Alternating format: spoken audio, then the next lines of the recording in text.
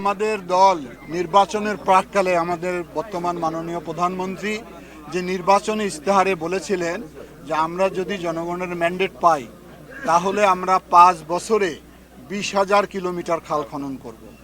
সেটারই আঙ্গিকে মাননীয় প্রধানমন্ত্রীর একক ভাবনা এবং তার উৎসাহে উদ্দীপনায় আমাদের মন্ত্রণালয় থেকে এবছর 1500 মিটার খাল খনন করব। 5 বছরে আমরা 7,500 খাল খনন করব। তো আপনারা জানেন যে শহীদ রাষ্ট্রপতি জিয়াউর রহমান একটি যুগান্তকারী কর্মসূচি নিয়েছিলেন গ্রামীণ অর্থনীতিকে স্বাবলম্বী করার জন্য। উনি এই খাল কাটা শুরু করেছিলেন। যখন খাল কাটা শুরু করেছিলেন তখন বাংলাদেশ খাদ্যে ঘাটতি ছিল। উনি খাল কাটার মধ্য দিয়ে খাদ্যে স্বয়ংসম্পূর্ণ হয়েছিলেন এবং খাদ্য উদ্বুদ্ধ হয়েছিল এবং সেই সময় খাদ্য রপ্তানি করা হয়েছিল। খাল শুধু খাল নয়, খালের মধ্যে যেমন পানি সংরক্ষণ করে রাখা হবে শুকনো মৌসুমে, তেমনি বর্ষাকালে পানি যাতে দ্রুত গতিতে নিষ্কাশিত হয়ে যাতে ফসল হানি না হয় সে ব্যবস্থাটা রাখা হচ্ছে। এবার নতুন দুটি জিনিস আমরা সংযুক্ত করেছি, খালের পাড়ে আমরা গাছ লাগাচ্ছি। কারণ এইটাও আমাদের নির্বাচনী প্রতিশ্রুতি রয়েছে, আগামী 5 বছরে আমরা 25 কোটি গাছ লাগাবো। তারই অংশ হিসাবে আমরা খালের পাড়ে গাছ লাগাচ্ছি। খালের মধ্যে যেখানে পানি সংরক্ষণ করে রাখা হবে সেখানে মাছ চাষ করা হবে। আমি এই কথা বলতে চাই, মাছে ভাতে যে বাঙালি সেটার ঐতিহ্যটাকে ধরে রাখবো আমরা এই খালের মাধ্যমে।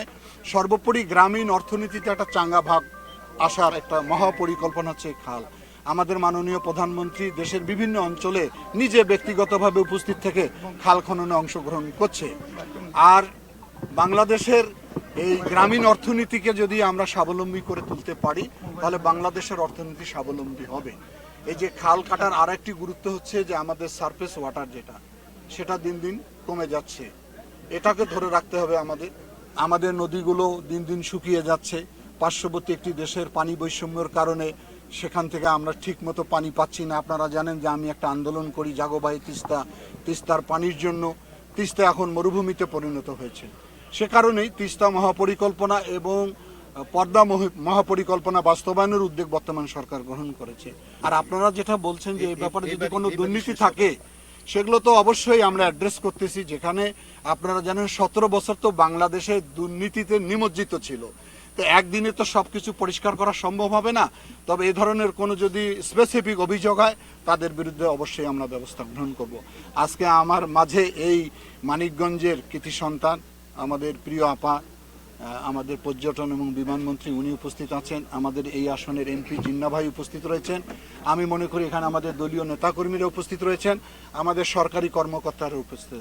আমরা সকলে মিলে একটি সুন্দর বাংলাদেশ, সবার আগে বাংলাদেশ গঠন করতে চাই।